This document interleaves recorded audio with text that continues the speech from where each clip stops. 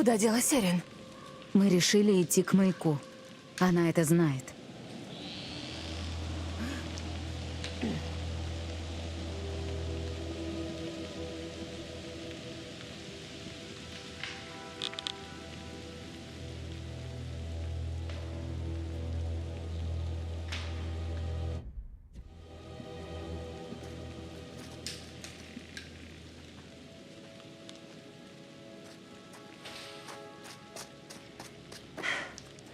Где же Эрин? Она крепче, чем ты думаешь. Вдруг она ранена? Не надо метаться. Так мы сделаем только хуже. Действуем по плану. А если она не сможет по плану?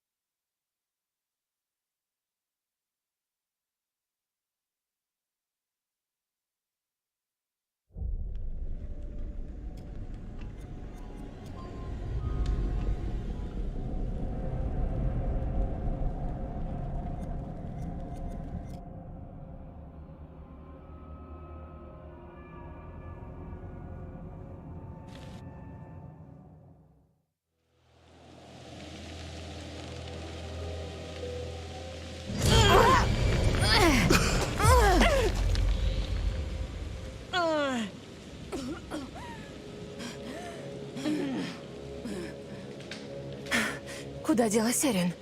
Мы решили идти к маяку. Она это знает.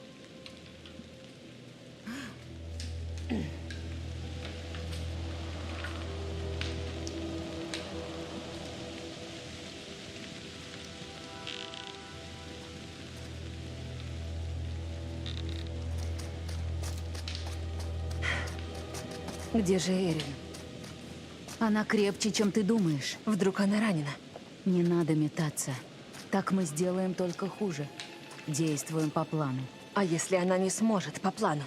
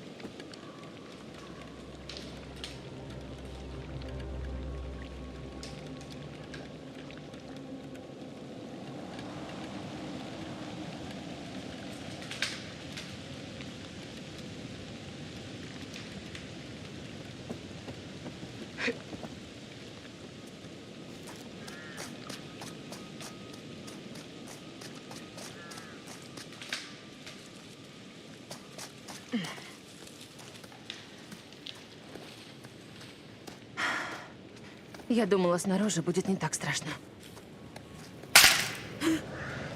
Слышала? Что там такое? Да что угодно. Мы же в лесу.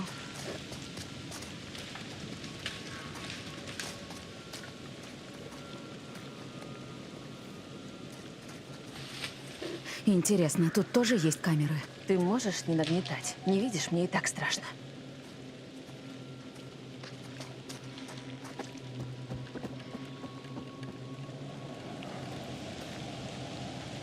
Тут ты должна была вспомнить про Топику. Я бы яйца Чарли отдала, чтобы сейчас быть в топике.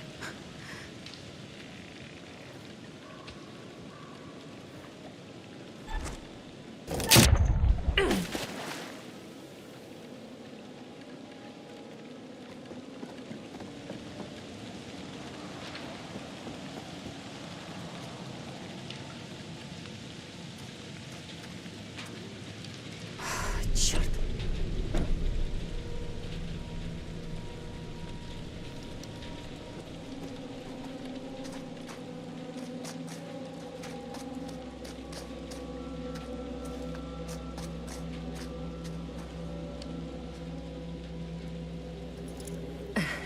Есть.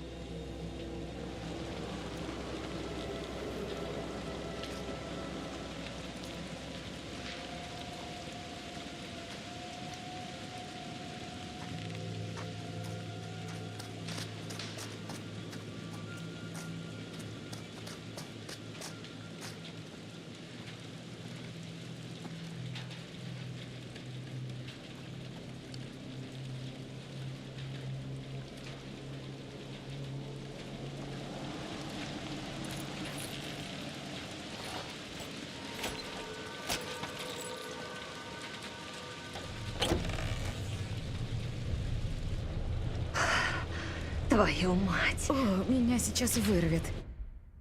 Ему руку отрезали. Живому или мертвому? А я откуда знаю?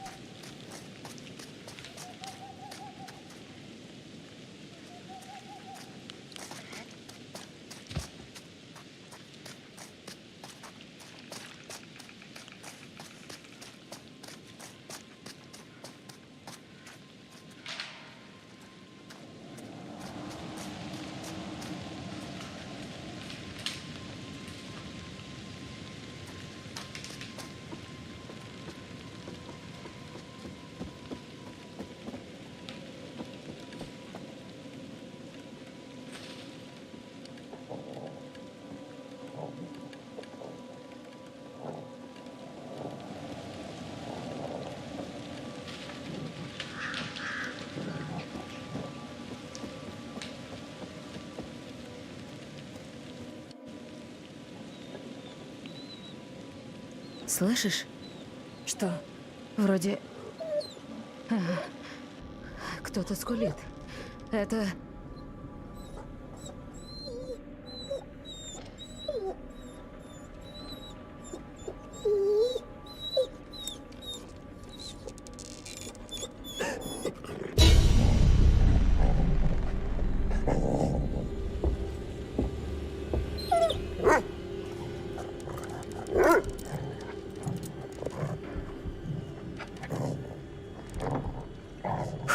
Помоги!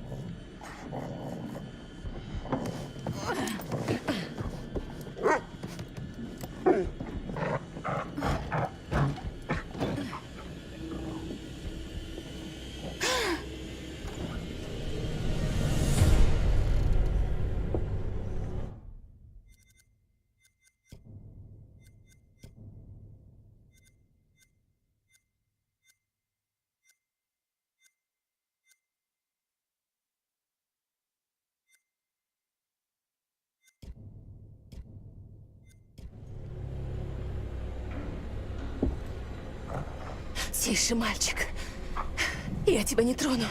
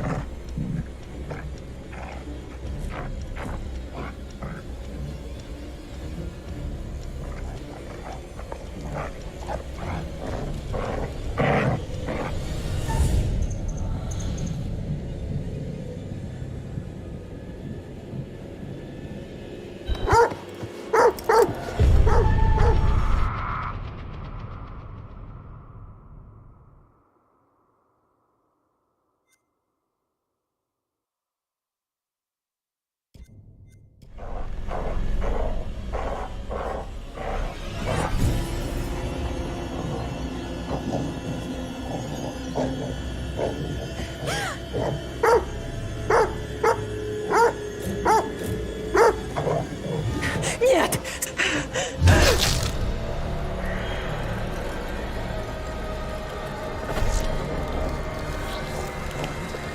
Джейми!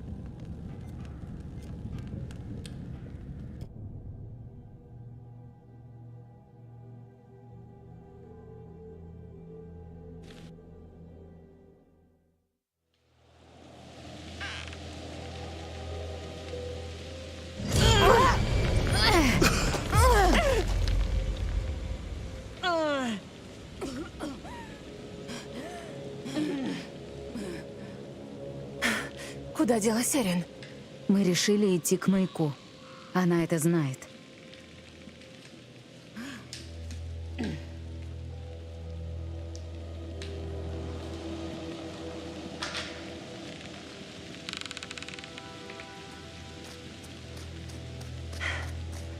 Где же Эрин? Она крепче, чем ты думаешь. Вдруг она ранена? Не надо метаться. Так мы сделаем только хуже. Действуем по плану. А если она не сможет по плану?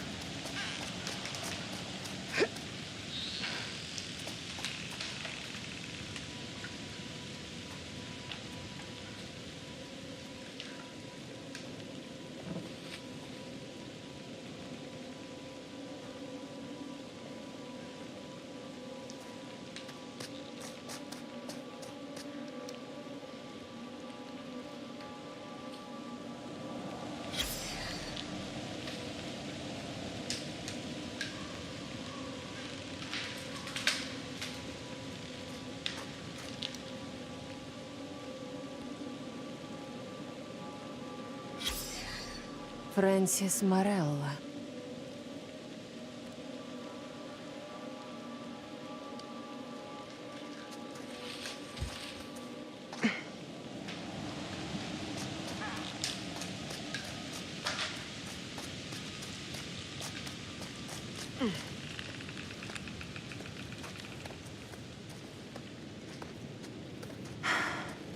Я думала, снаружи будет не так страшно.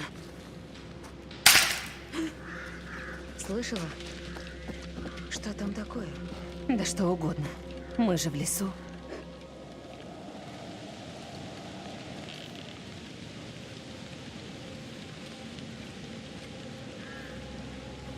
Интересно, тут тоже есть камеры?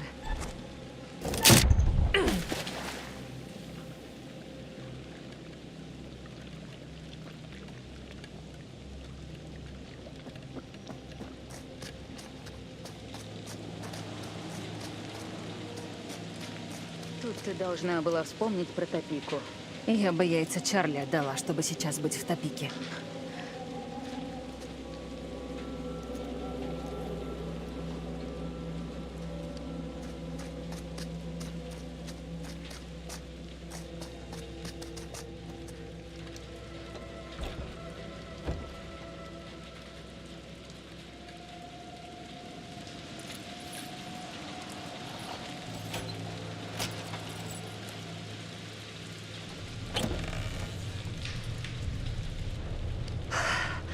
Твою мать. О, меня сейчас вырвет. Ему руку отрезали. Живому или мертвому? А я откуда знаю?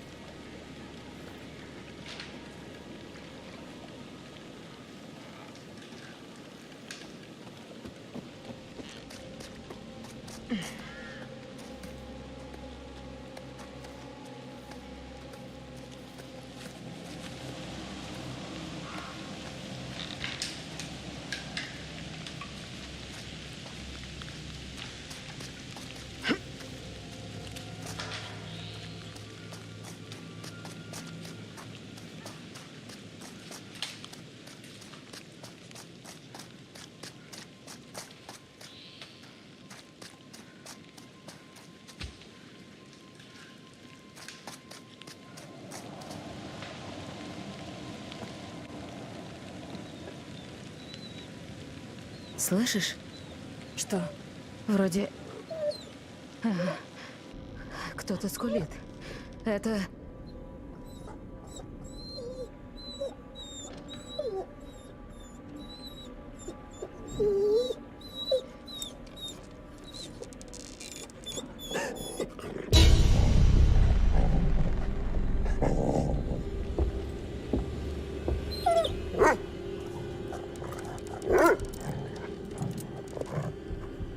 Кейт, прячься.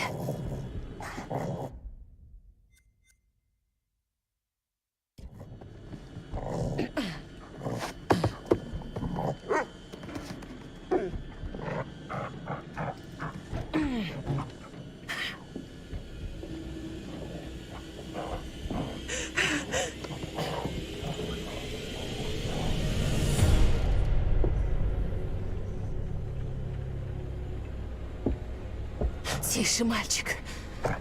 Я тебя не трону.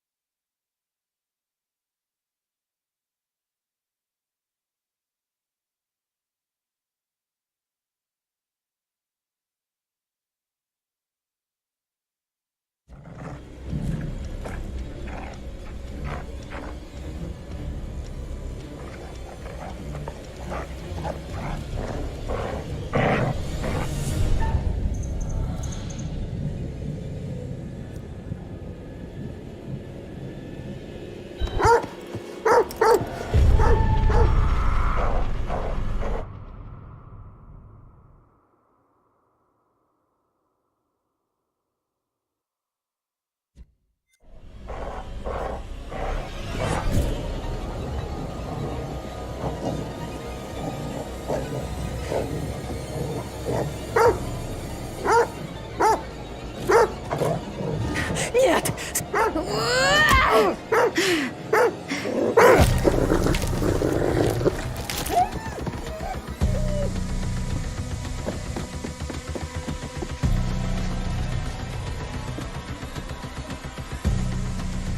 Беги в лес, прячься.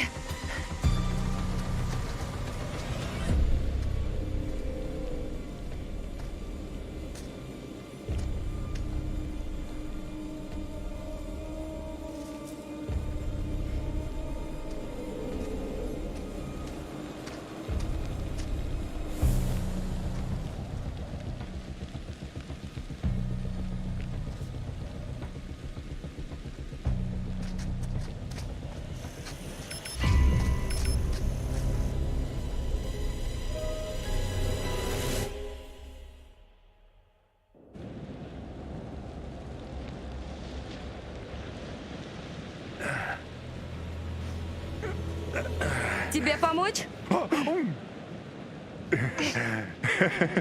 Эрин, охренеть! Ты жива? Эрин, слава богу, ты жива. Помоги. Давай сам. Где Кейт и Джейми? Видела их? Знаешь, где они? Я потеряла их в лесу, а потом...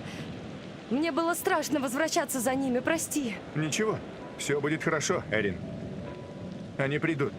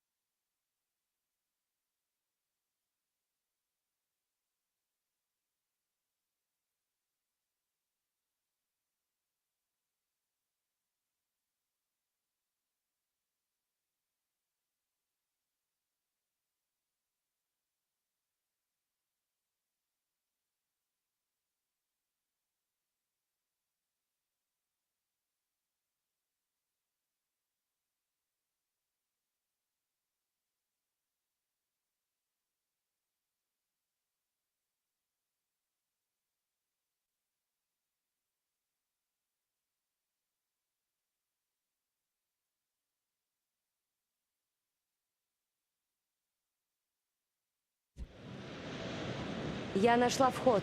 Идем. Отлично. Молодец, Эрин. Ты с нами не идешь. Что? Ты... Я слышала вас с Дюметом. Ты все подстроил. Ты хотел, чтобы мы умерли. Эрин, ты с ума сошла? Я бы никогда... Мне можно доверять. В 70% случаев жертвы знают убийц и доверяют им. В 79. Но я точно не убийца. Наше шоу в жопе. А тут такая потрясающая идея. Съемочная группа снимает, как их по очереди убивают. Ты сама себя слышишь? Это безумие. Ты не в себе, несешь какую-то чушь. Я бы никогда... Марк, надо связать его, пока ждем помощь. Он или сам нас убьет, или натравит Дюмета. Эрин, мне бы даже... Тихо!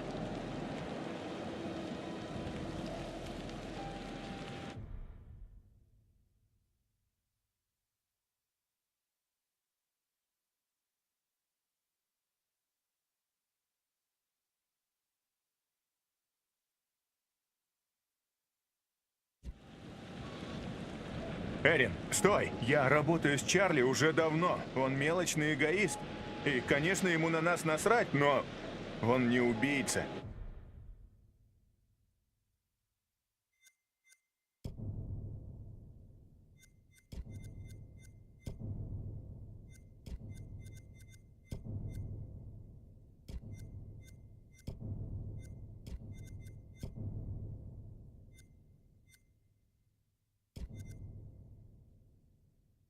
Я сама все слышала. Я понимаю, но может быть это какой-то трюк? Будем начеку. Не бойся. У вас крыша едет.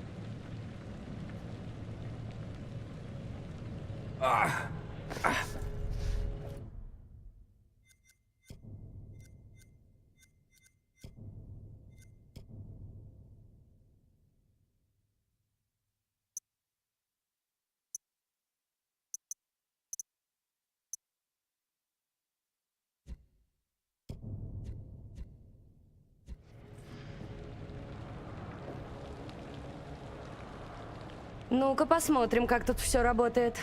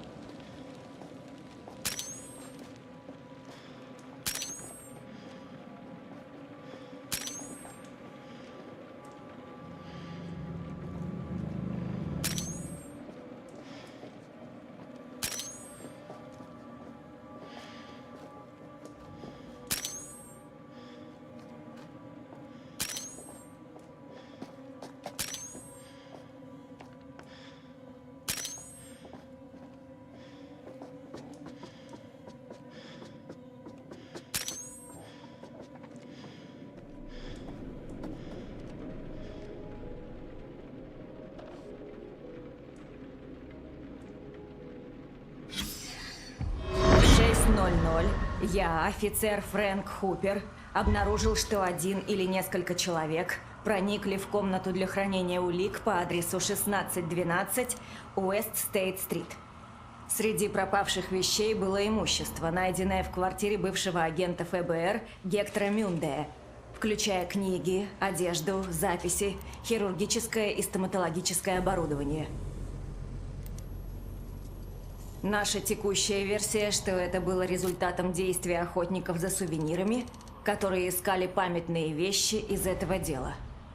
Конец отчета.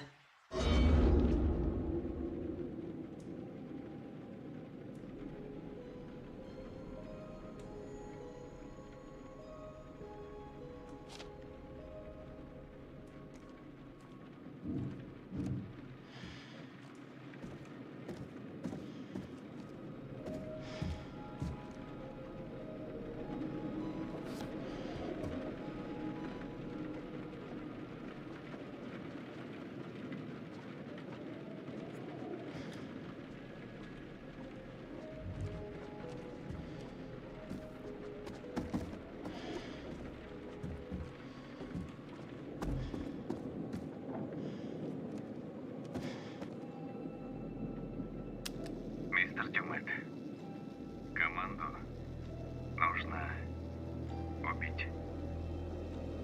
Я приведу их на выходных. Дело за вами. Я такого не говорил. Признателен, мистер Дюмек. Команду нужно убить. Я приведу их на выходных за вами. Какой же я дурак. Я так хотел, чтобы все получилось, что соглашался не глядя. Это монтаж.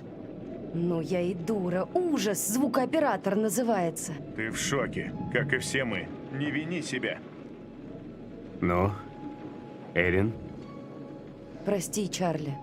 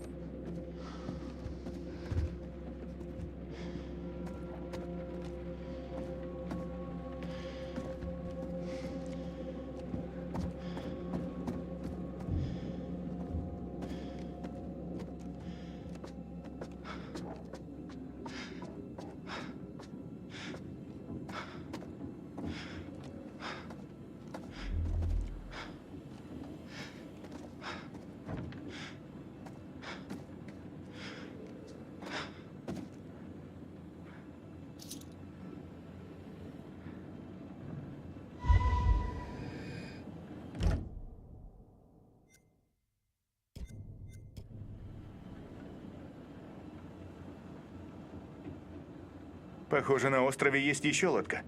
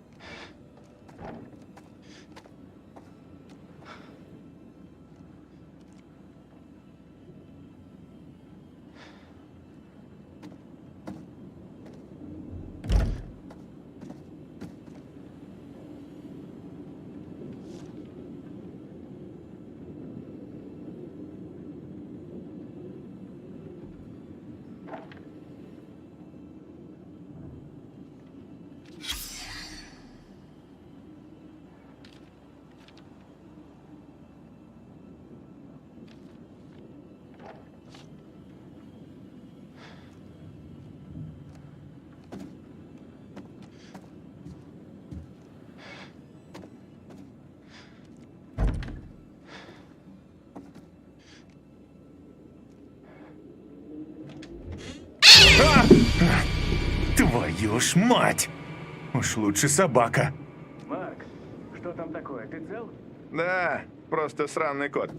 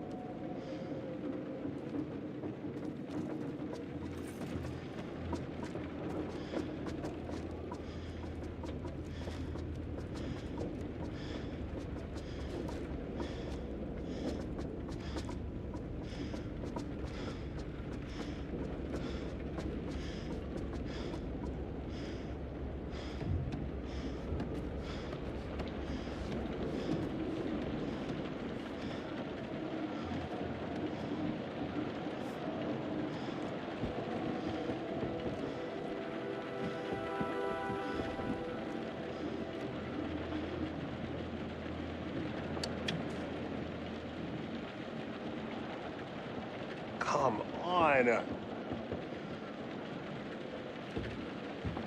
No way.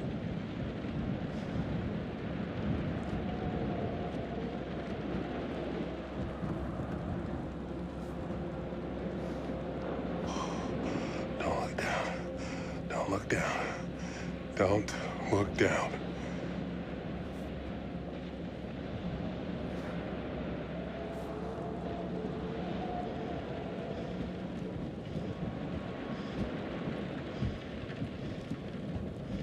Снятие этой пломбы — это федеральное преступление.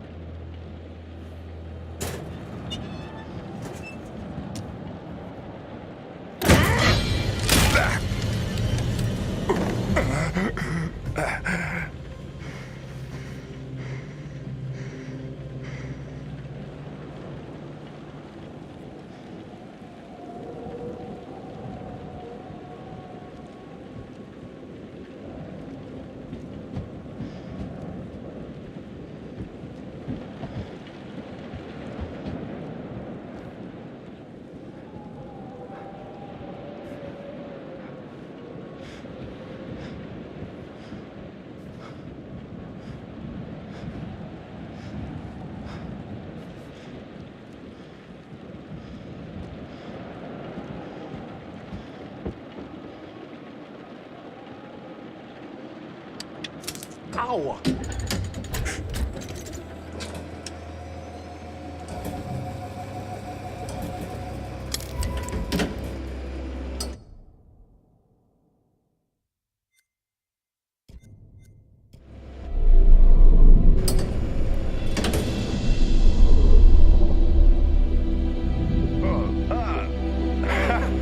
Вот так! Вау!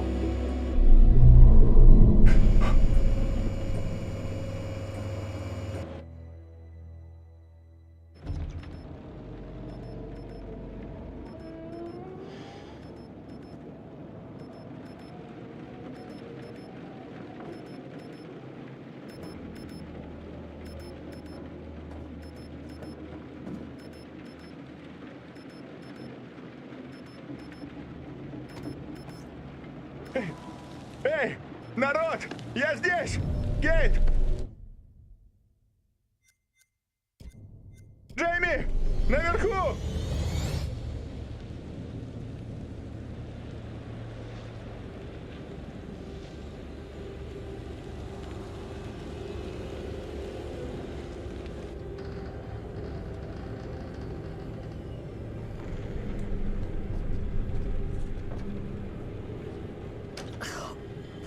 Что это за вонь? Кошмар. Это ты. Я тебя не ждала. Ты для разнообразия не опаздываешь.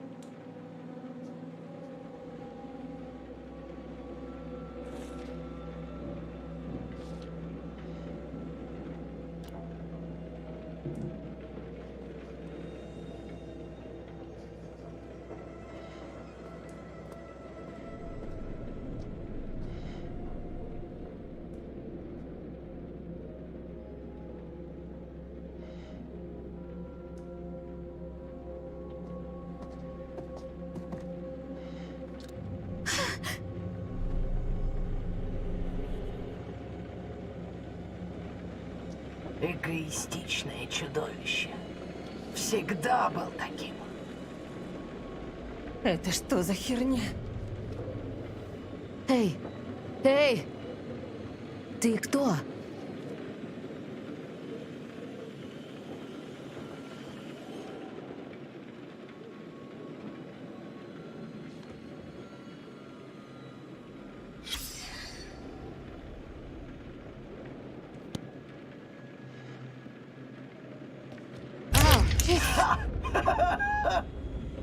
Все время с одной и той же страницы. Тупая, ленивая дрянь. Как надоело!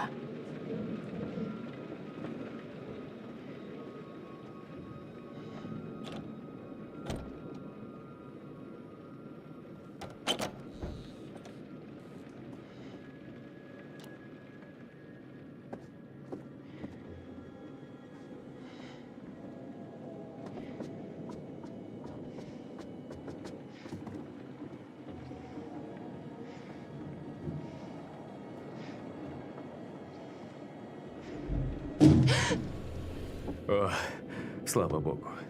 Это ты. Слава богу.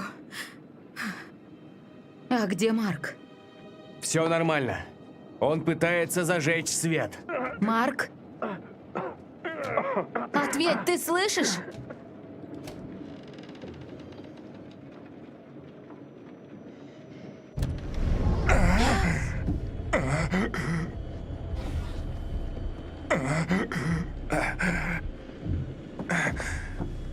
Марк! Я думала, ты погиб.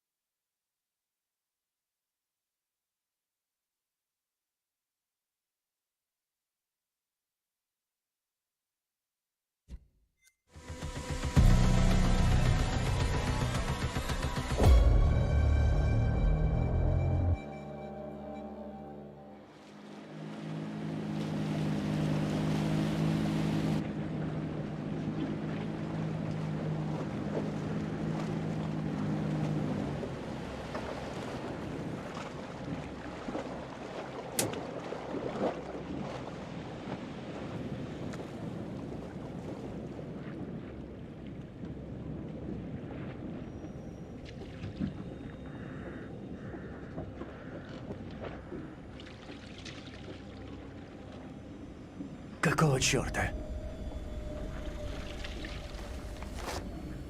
О. А ну, руки вверх! Сейчас же!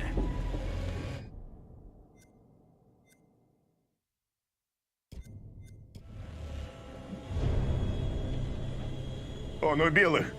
Всем молчать, я сказал. Руки держать на виду! Хорошо, что вы здесь. Помогите нам. Пока я все не выясню, не шевелитесь.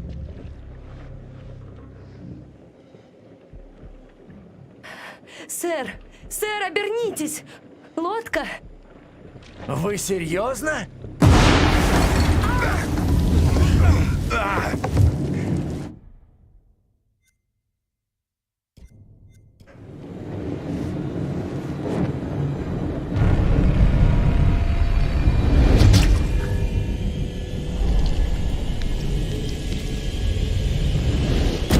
Боже!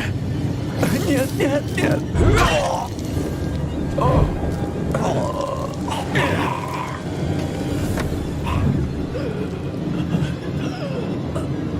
Туда! Бежим!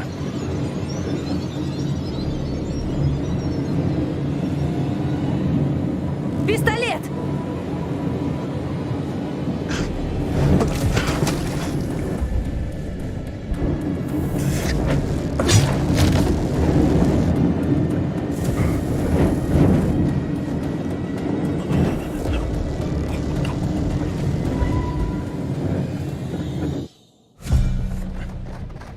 Скорей. Сюда. Заводи.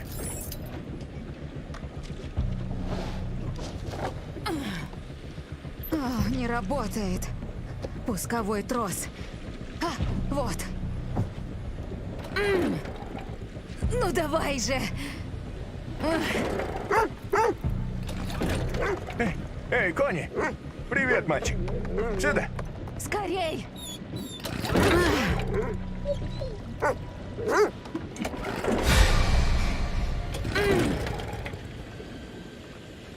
Ну работай. Вперед!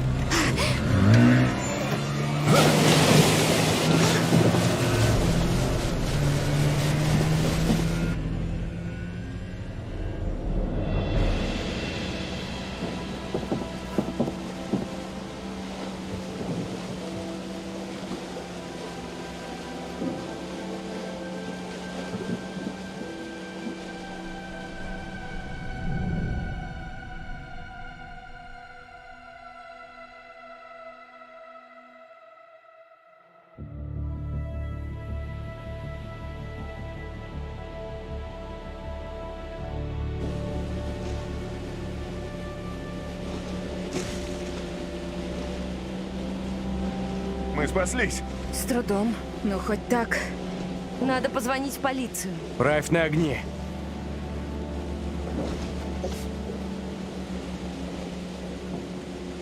Кстати, у меня есть задумка для второго сезона.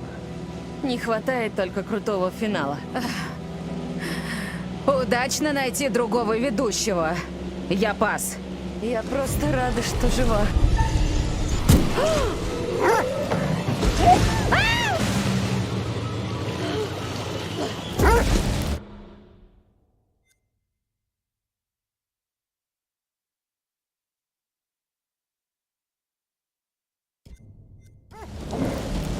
Держись!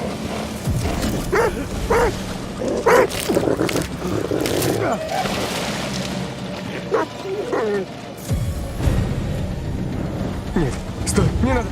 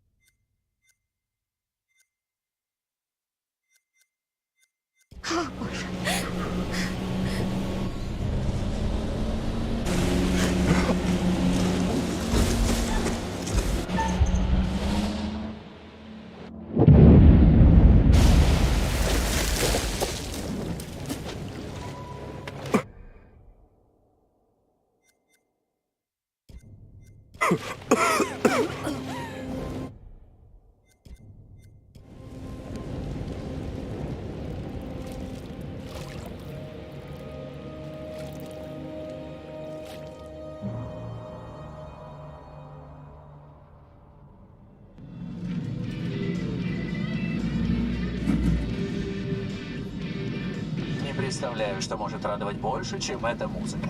После небольшого перерыва вас ждет классика рока. Да ну нахрен вашу рекламу.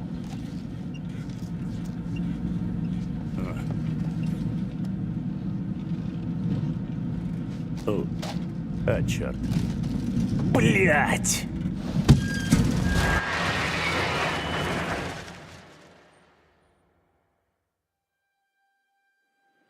Я смотрю, а они стоят прямо посреди дороги, руками своими.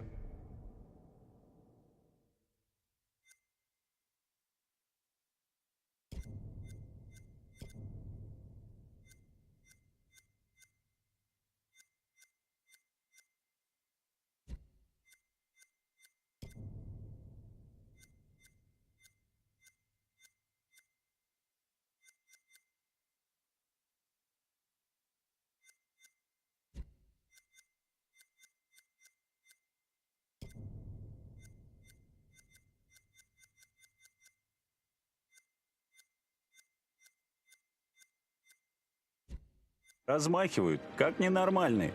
Откуда вы ехали? Форт Уэйн. Я в дороге, считай, уже с 3 утра. Рановато. Ну, я хотел добраться в порт к 8.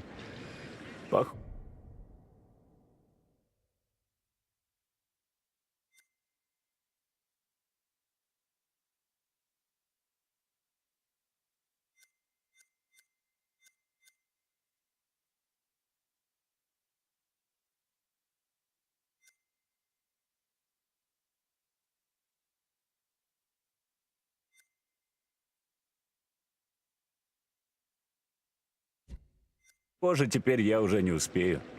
Скорее всего, не успеете.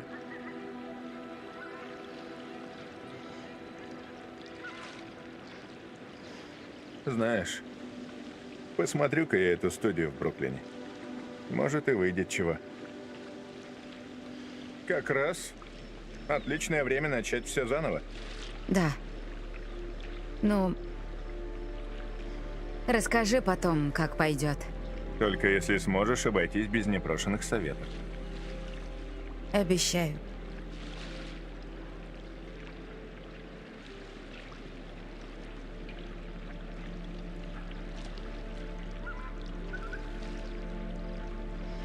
Эй, ты как? Я нормально. Думаю, больше меня ничего не напугает. Да, это точно.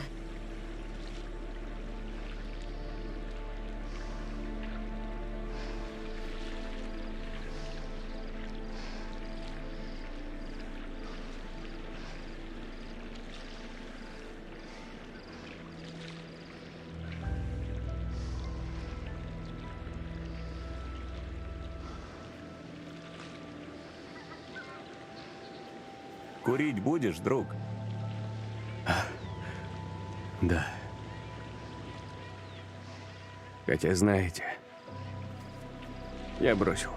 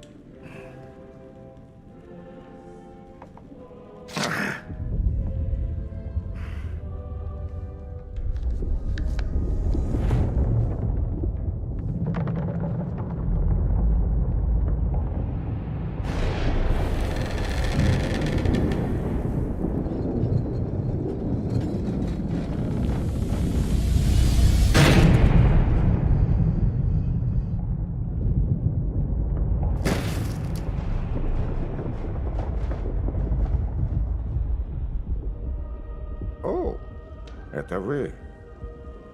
Всему на свете приходит конец.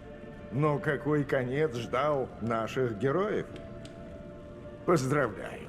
Все сумели выжить. Это большая удача для вас. Изменил ли их этот опыт? У Кейт был секрет. Ее травмировало событие, случившееся в прошлом. Но она бросила вызов тому, чего так сильно боялась, и выжила. Джейми узнала, как важно доверять другим и действовать сообща. Марк перестал ждать, пока другие скажут ему, что делать. Начал сам выбирать свой путь в мире. Эрин показала всем, что даже если ей страшно, она может найти мужество, когда это требуется. И Чарли наконец понял, что быть лидером – это не просто раздавать приказы. Нужно доверять другим и пускать их вперед в нужный момент.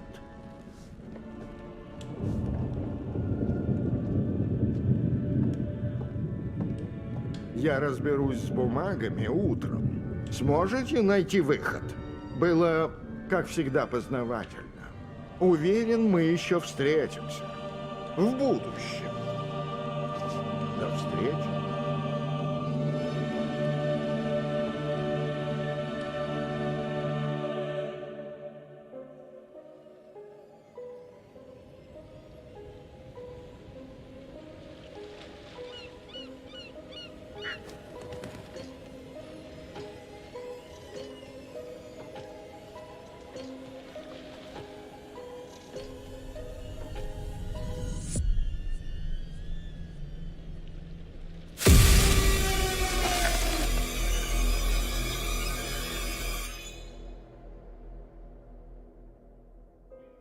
Как развивались события, до сих пор остается неясным. Нам известно только, что около 7:30 утра водитель грузовика остановился, чтобы оказать помощь. Он вызвал полицию, которая быстро прибыла на место. Пострадавшие были частью съемочной группы. Lonit Entertainment – команда, известная по сериалу «Архитекторы убийства». Охренеть, Похоже, я их они смотрел. слишком близко познакомились со своим материалом. К большому счастью, их кошмар наконец-то окончен. Это чума. Помните, как мой видос завирусился? Да тут забудешь, ты же постоянно напоминаешь. Что? Ага. За количество просмотров я выиграла приз. И что за приз? А Оплаченная поездка на частный остров. На 5. Вот это круто. Мистер Дюмет сказал, что за нами приедет лимузин. Это будет так круто.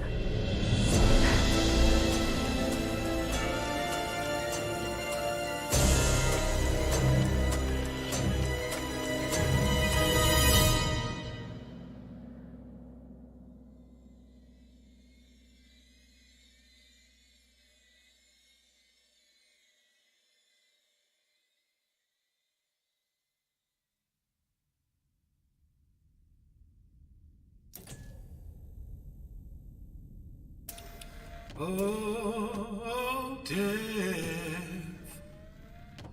Oh, death. Won't you spare me over to another year?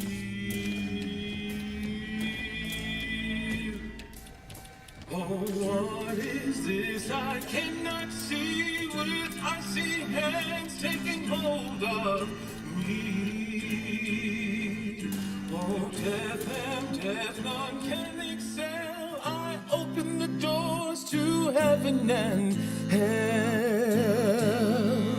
Yes, I have come to get your soul and leave your body and leave it cold. To drop the flesh from on your frame, the earth and worm both have their claim. I said, oh, death, oh, death, won't you spare me over to another eve? I said, oh, death, oh, death, won't you spare me over to another year? Now death, if this is true, please give me time to reason with you.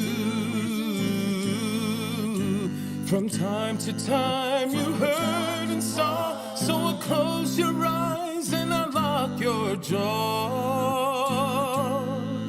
I'll lock your jaw so you can't talk. I'll fix your feet so you can't walk.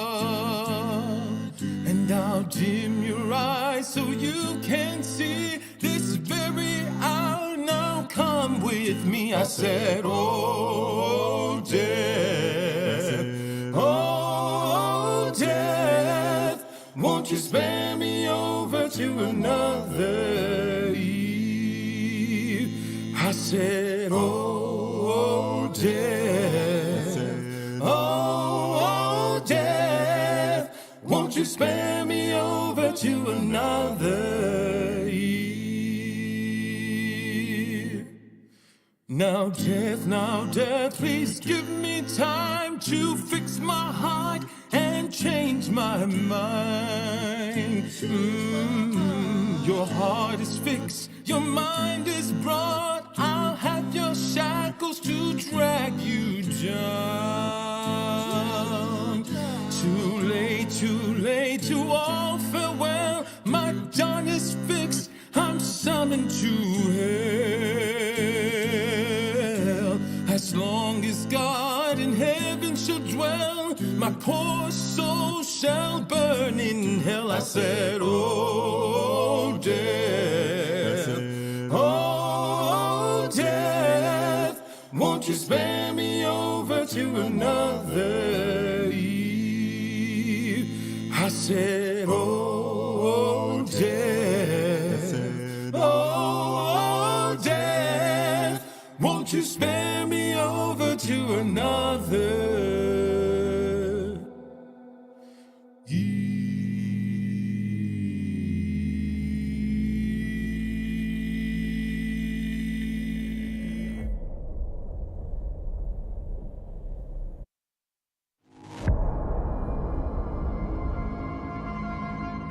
This is Commander Stafford, the forward reconnaissance vessel Cassiopeia. After successfully rendezvousing with a Charybdis marker, we have detached the booster ring and spurred a high. as we make our final approach to Tau Ceti F. The ship has suffered a hull impact, but damage is minimal, and our technicians are restoring full functionality. This is Thomas Carter. Something's wrong with Sims. She's trying to kill me. I think... Our next transmission will be broadcast from orbit around humanity's future home. Staff it out.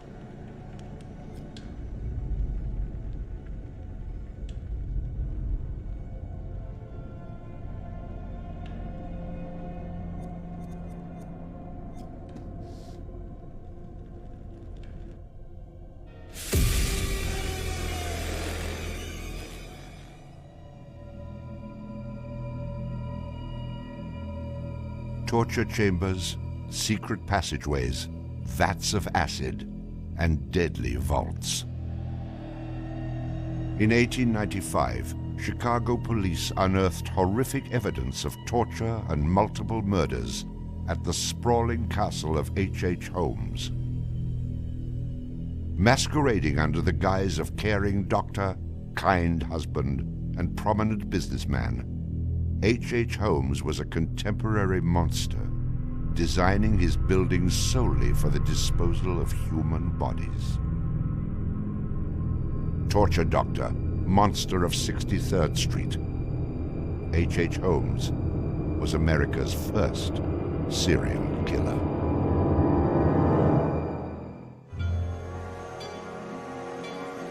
Just south of Chicago, the suburb of Inglewood was thriving with commerce. The train station itself had 9 leading lines of railway and over 100 trains stopping there every day. No other suburb of Chicago had this luxury. Dr. Henry Howard Holmes, a pleasure to meet you. Arriving in Chicago, Holmes finds work immediately at the E.S. Holton drugstore, located at the southeast corner of 63rd and Wallace in Englewood. Several months later, Everett Holton dies of supposed natural causes. Then Claire Holton, his wife, disappears after selling the drugstore to Holmes. Owning the drugstore, Holmes had a steady flow of cash. He would often purchase and resell goods and properties under his numerous aliases. In addition to scamming creditors, Holmes obtained his funds from other phony inventions, such as a mineral water elixir, which in reality was obtained from the city's water supply. 1888, Holmes secures a lease on the vacant property across the street from the drugstore, the southwest corner of 63rd and Wallace. It is here that Holmes will make his horrific dreams come true. He will construct a building for which the entire world will remember him. Fantasies start very young. And so what he did then was he took a step furtherance of his fantasies to make it reality. And probably, if we had done a little bit of investigation back then, we would have seen things like his plans, but not just plans for a building, because we'd expect to see architectural plans, but plans for his torture rooms. For the suburb of Englewood, the building Holmes is erecting at 63rd and Wallace is a massive construction project. Day after day, passers-by stop to gaze at the spectacle of the many laborers working together to create a magnificent new edifice in their neighborhood. Englewood residents were so impressed with the massive building that they named it the Castle. From its outward appearance, it seemed rather normal. But like the duality of Holmes, the exterior and interior of the building were extremely different. Holmes himself was the architect of the building. He was the only one who knew its design. There was this constant turnover of workers on the building. He would hire a mason to put in a wall and then fire the guy, or hire somebody to put in part of a staircase and then fire him. And there seemed to be several very sinister reasons behind that. One was he managed not to pay a lot of these people because he was always claiming that they were doing incompetent work. But the other, much more insidious reason was that no one except him really had a clear idea of what the structure of the interior of the house was. He had a huge bank vault installed in one of the rooms. And the way he did it was he put the vault in first while the building was under construction, and then built the room around it. And he bought this thing on credit and then refused to pay for it. The bank company said they were going to repossess the vault. Holmes said, well, you know, come on in and do, but if you damage my building in any way, I'm going to sue you for everything you're worth. The bottom floor of the castle housed a pharmacy, jewelry store, barber shop, restaurant, and a blacksmith shop. Behind this innocent facade was a Gothic house of horrors designed by the mind of a monster.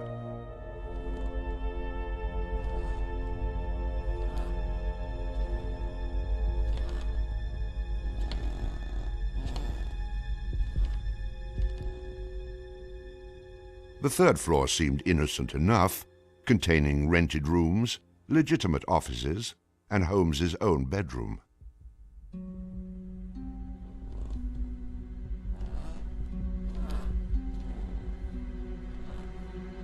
But it was the second floor that contained 35 rooms, many specifically designed as killing chambers.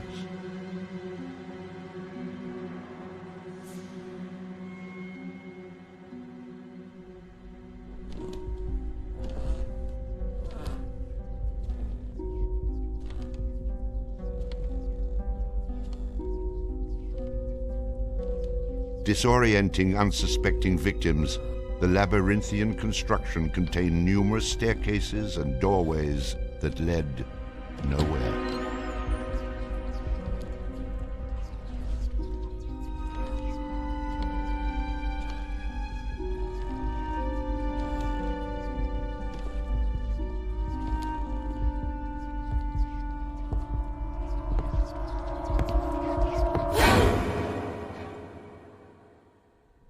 For a quick method of hiding a victim's body, a concealed greased chute and trapdoor led directly into the basement of the castle.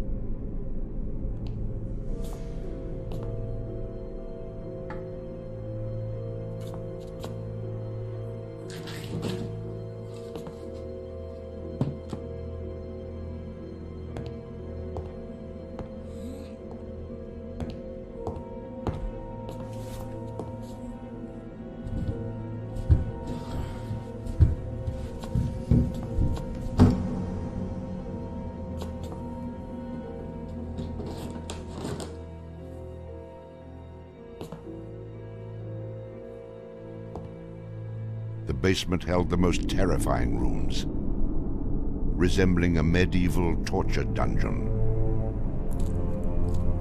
acid vats, quicklime pits, and a crematorium disguised as a glass-bending furnace were Holmes's favorite methods of immediate body disposal.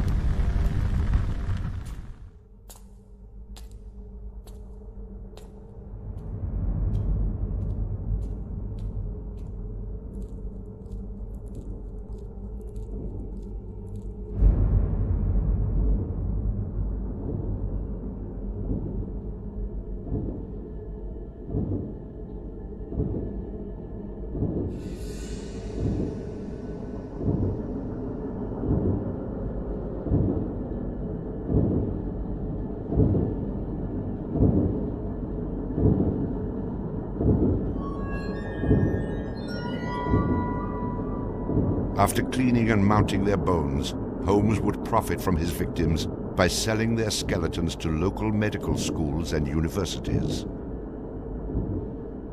Holmes would make a killing in Chicago, financially and literally.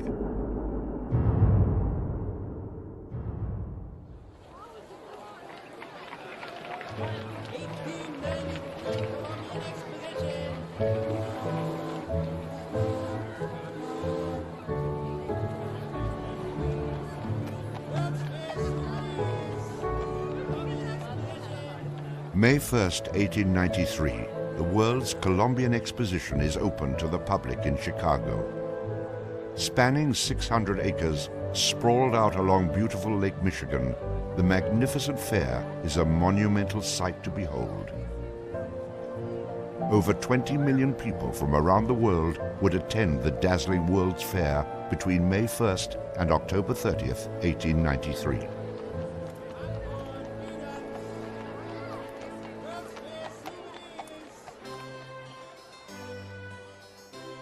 Holmes utilizes the World's Fair as the perfect opportunity to capitalize on his demented design of the castle. Located only a few miles from the World's Fair, Holmes's castle was perfect lodging for tourists. Holmes decides to rent rooms to visitors of the fair. He entirely renovates the upper floors of the castle, bringing in the most modern furnishings and luxuries, all purchased on credit, which Holmes had no intention of repaying. In addition to placing newspaper ads for rooms to rent, Holmes visited the fair with several of Benjamin Peitzel's children, preying on elderly women who flaunted their wealth, making sure he invited them back to the castle for a warm night's stay in a soft bed. They're not calling their relatives, telling them where they're at. They just know that they're going to Chicago to see the Columbian Exposition. Perfect victims, because they're unknown in the city. Their relatives, wherever they came from, know that they were coming to Chicago, and they never came back. Now, how do you start to find them? They don't even know where they stayed. Perfect, easy victims. I'm sure some of them got in and out of his place with no problem. And others, they walked in and they never checked out. Some of the rooms had been completely lined with asbestos to make them soundproof. Hidden in Holmes's office was a master control panel which connected to gas lines leading into airtight sleeping chambers. Holmes would lead his victims into the rooms, lock them in, and turn on the gas, asphyxiating them while watching their demise. Let me out! Holmes, let me out, please! Holmes! Holmes! Holmes, please!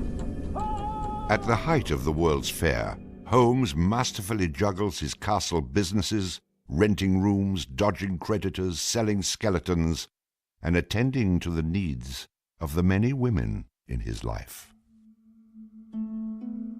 I have had many young ladies in my employ, most of whom are still living in and about Chicago, whose parents and friends know only too well that far from being their seducer, I have done much to materially help them in their narrow lives. Being a personable, attractive young doctor and businessman, Holmes won the hearts of many women throughout his life. At one point, Holmes managed to secretly have 3 wives, each never knowing of the others. In 1890, Julia Connor became Holmes's employee and mistress, living at the castle with her daughter Pearl. When she became pregnant and demanded marriage, Holmes agreed on the condition that she allowed him to perform an abortion on her. She agreed. Neither Julia nor her daughter Pearl were ever seen again. Just a week later, Holmes sold a clean, articulated skeleton to the Hahnemann Medical College for nearly $200. In 1892, Holmes acquired another mistress, Emmeline Sigrand, and employed her as private secretary.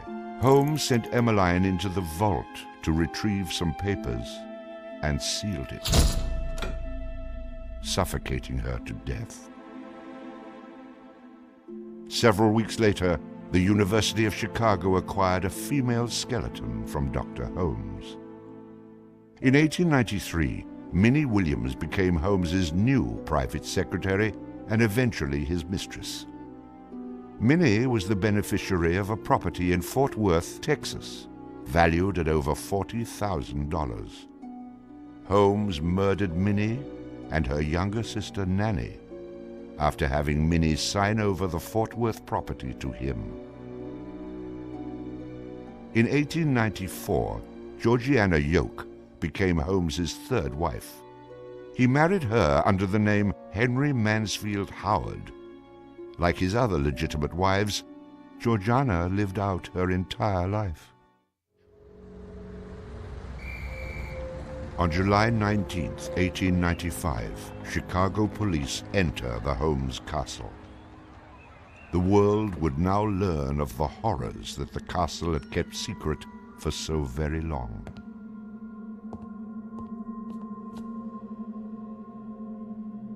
As disoriented detectives and police searched the upper floors of the castle, the true depths of Holmes's evil were waiting in the basement.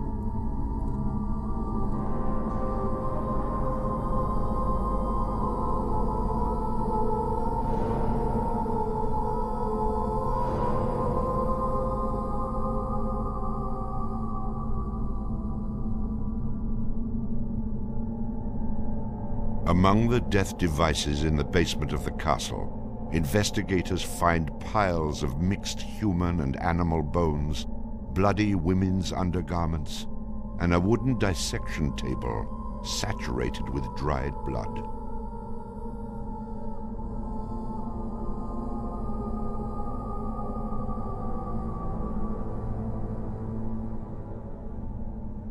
Chicago police were inundated with names of people reported missing from the World's Fair. 50 missing people were eventually traced to the Castle of Horrors. The evidence, blood and bones found in the basement posed a problem for 19th century criminal investigative techniques. It was very difficult to go and identify even the bones as being human in origin, because with the very small fragments you didn't have enough of the identifying characteristics to be able to make that ID.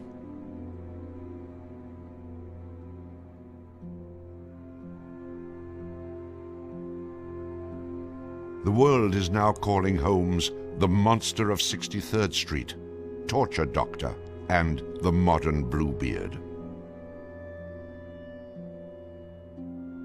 Overnight, Holmes transforms from arch-swindler to arch-fiend. a Chicago journalist calls Holmes a multi-murderer.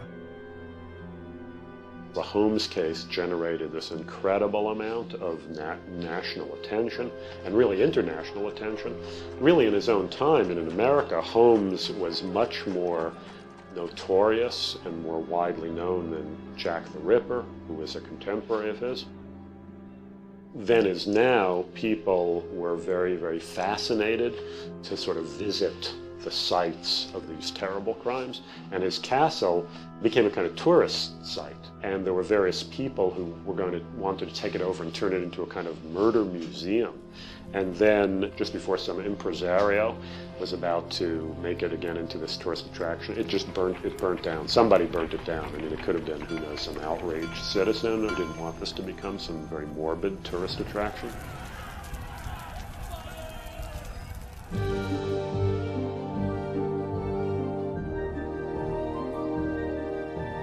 Holmes's trial was kind of the O.J. Simpson trial of the day. It just generated this huge amount of publicity. The case had become a kind of national obsession. Of course, there wasn't CNN or Court TV back then, so it couldn't be covered quite as relentlessly, but it was covered very, very extensively. There were true crime books and pamphlets and all kinds of stuff. And Holmes himself had become a sort of folk figure almost, you know, the sort of national boogeyman.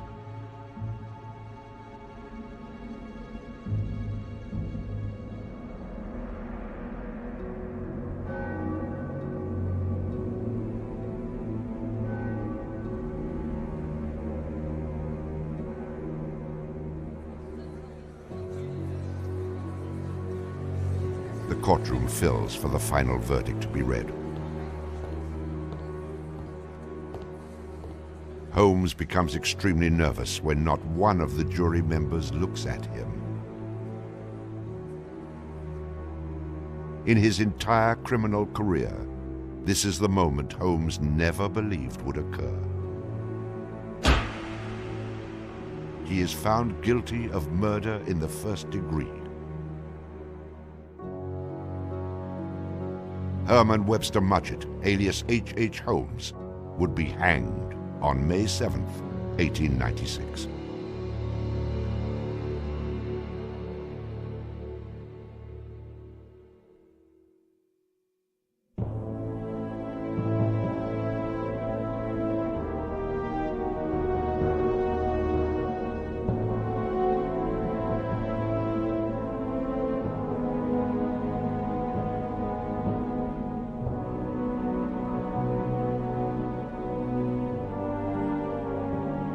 While Holmes was in jail, awaiting the execution of the sentence, he was made an offer by William Randolph Hearst, supposedly for a significant amount of money, to provide his confessions. Holmes, who had already issued about a half a dozen completely self-contradictory versions of his crimes, clearly at this point felt he had nothing to lose. He was going to die anyway.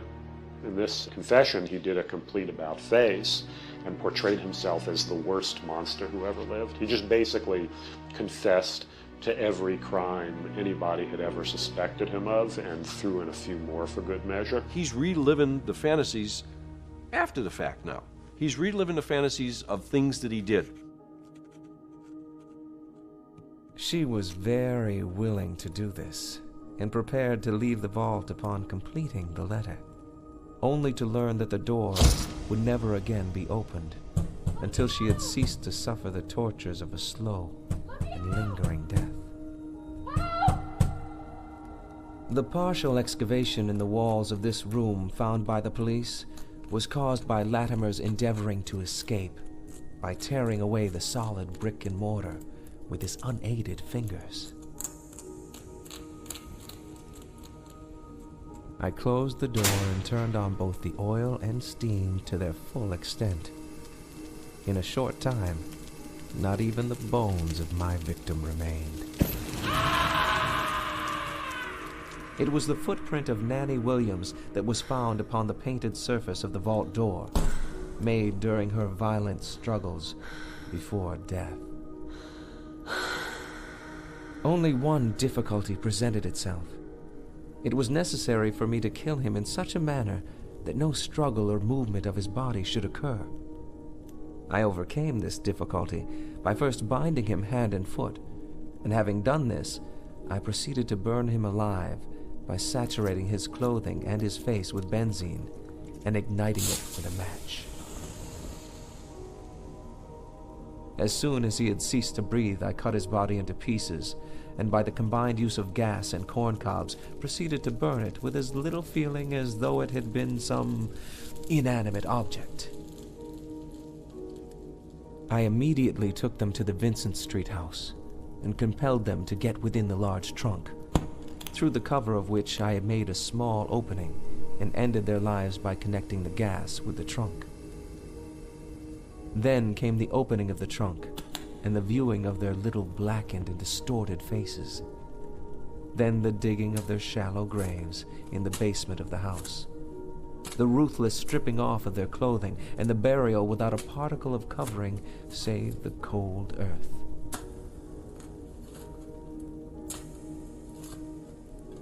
I am convinced that since my imprisonment, I have changed woefully and gruesomely from what I was formerly in feature and figure.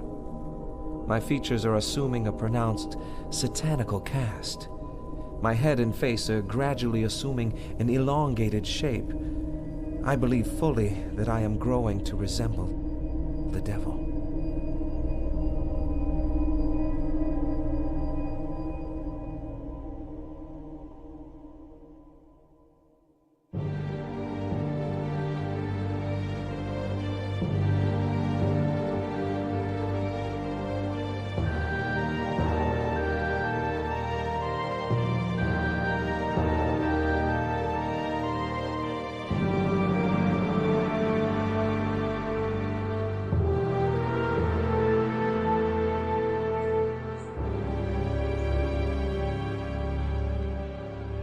On the gallows, just before he died, he recanted.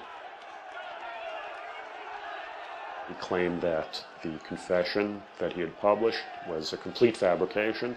The extent of my wrongdoing in the taking of human life consists in contriving the killing of 2 women that have died at my hands as a result of criminal operations.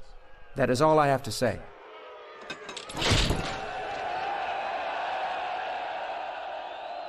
H. Holmes is hanged on Thursday, May 7th, 1896, just 9 days before his 35th birthday.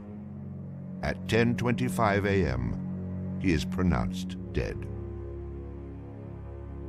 He was very concerned that after his execution, his body would be dug up either by medical men seeking to dissect his brain and find out what made him tick, or just ghoulish sort of, souvenir hunters, and he requested that he be buried within a big slab of concrete, which he actually was.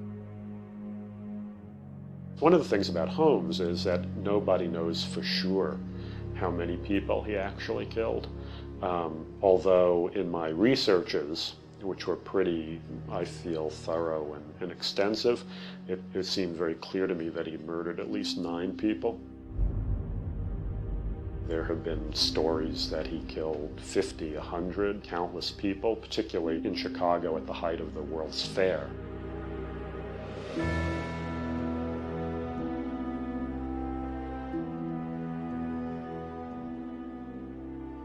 How many people did Holmes actually murder? Most likely, no one will ever know. Holmes and the many other people that came in contact with him are long gone, having taken the answers with them to their graves. I was born with the devil in me. I could not help the fact that I was a murderer no more than the poet can help the inspiration to sing. I was born with the evil one standing as my sponsor beside the bed where I was ushered into the world, and he has been with me since.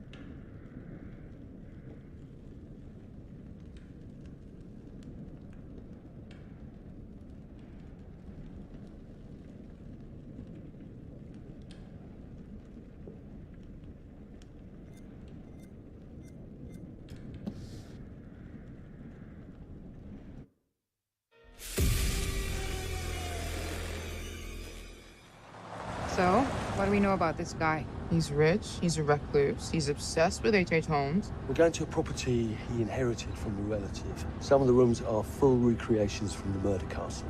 Dumet has blueprints, documents, artifacts. Totally sane, I'm sure. There are various elements we knew we wanted to explore when designing the hotel. From developing areas and set pieces that generated a constant sense of uneasiness and tension, to memorable trap rooms that forced the player into frantic life and death decisions. I'm so sorry. We took a lot of inspiration from Holmes' original murder castle, as we wanted to capture the way that Holmes' castle was created to disorientate and confuse his victims.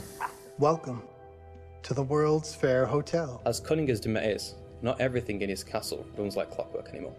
His operation has become so vast that he can't maintain everything, and the Lonnet crew have turned up at just the right time to exploit that. The production design for the hotel needed to reflect the original design, utilising a Victorian-style facade and castle turrets, interiors with ornate mouldings and panelling, being made larger to accommodate the game's intention to be used as a vast labyrinth to create fear and horror. This included the hidden rooms, sliding walls, trapdoors, and secret basements, but with extra central monitor rooms and death rooms, all hidden from the guests, providing multiple layers and multiple levels to explore, unveiling the horror within. Special attention was given to the design of the areas such as the lobby, the bar area, and the dining rooms to provide an authentic, believable Victorian hotel, bringing a feeling of magnitude and foreboding to intimidate the player. Guys? Is that you? The hotel guest rooms were designed to be opulent yet aged, in keeping in style with furnishings and fittings, yet having additional modern electronic window shutters installed to trap the victims. Secret observation rooms were also built adjoining, with hidden doorways to enter. Corridors were cleverly designed to include mechanical sliding walls hidden within the Victorian framework, used to change the layout of the labyrinth throughout the hotel. Fuck. The murder inventions designed within locations included the suffocation and crushing rooms, furnaces, and acid baths. The monitor room was a newly constructed area, deep within the core of the hotel. This room allowed Dumet the full control of the labyrinth and its workings. In The Devil and Me, we make use of a range of mechanics new to the Dark Pictures series to help convey the unsettling mood and threat of the hotel.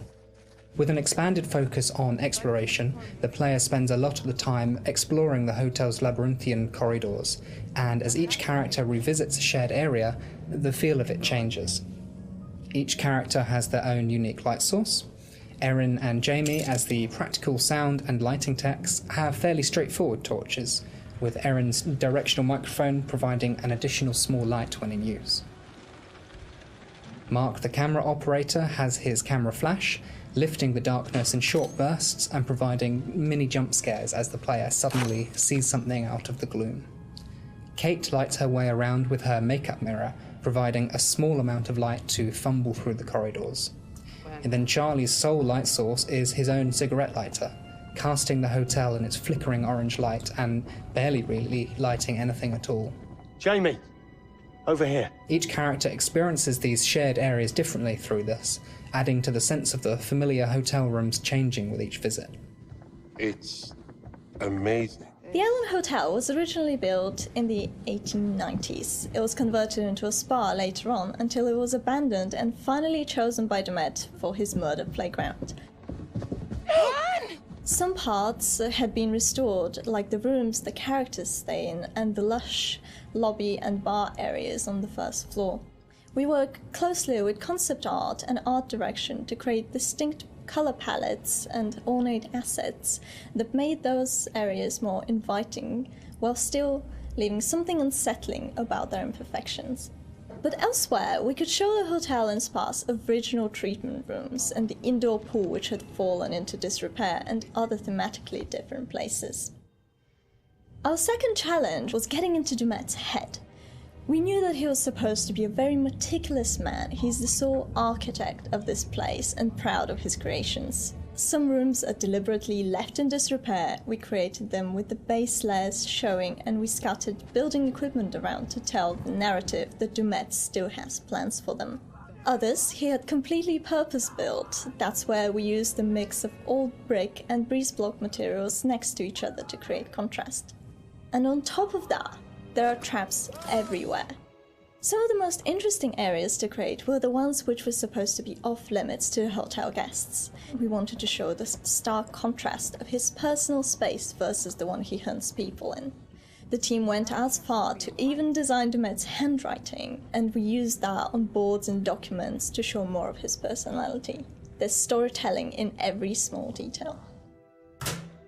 Lighting in Devon Me is a bit different from the previous Dark Picture games, since we have more explorations and more playable areas in the game for players to freely explore. We had to slightly adjust the way we used to do lighting by adding some new stuff, such as adding more guide lights in the environment for direction, or add some interactable light fixtures that you can trigger on and off by walking closer or away from them. So there are 4 types of lighting styles in the hotel. The first one is the regular hotel areas where everyone should feel safe and cozy. We try to use more bright, warm color lights with different elegant light fixtures. And the second one is the areas that are either under constructions, used as Dumet's workshop, or places only lit by moonlight or should be pitch black.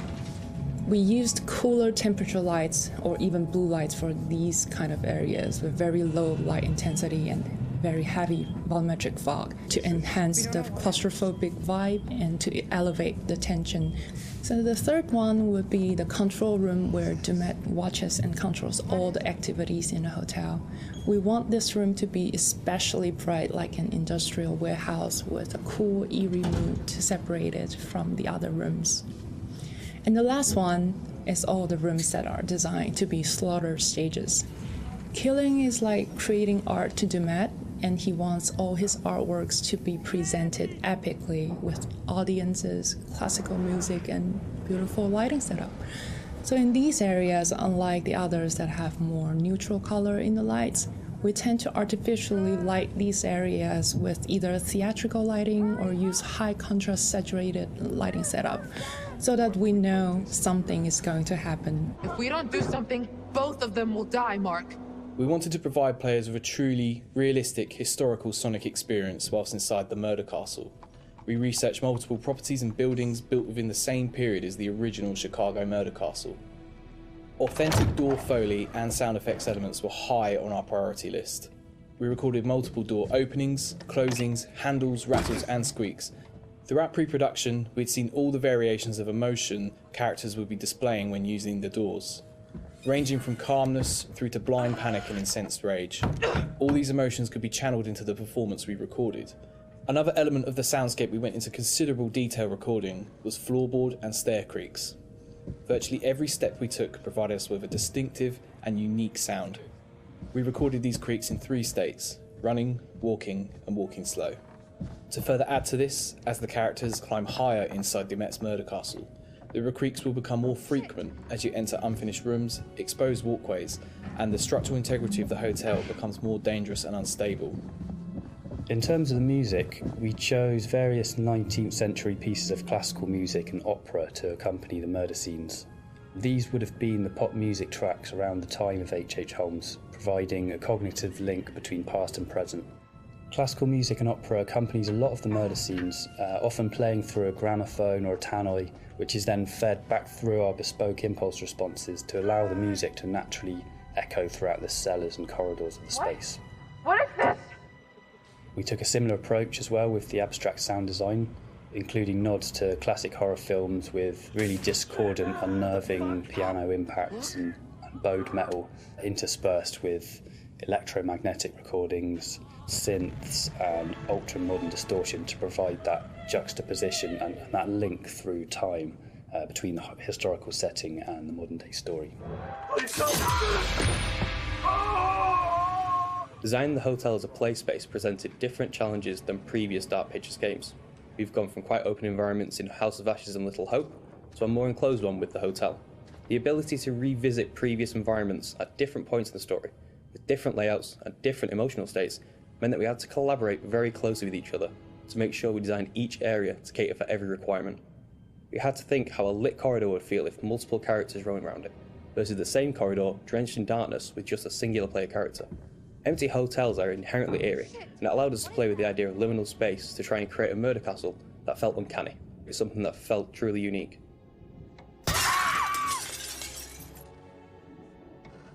It's me! Get in here! Jamie? Thank God.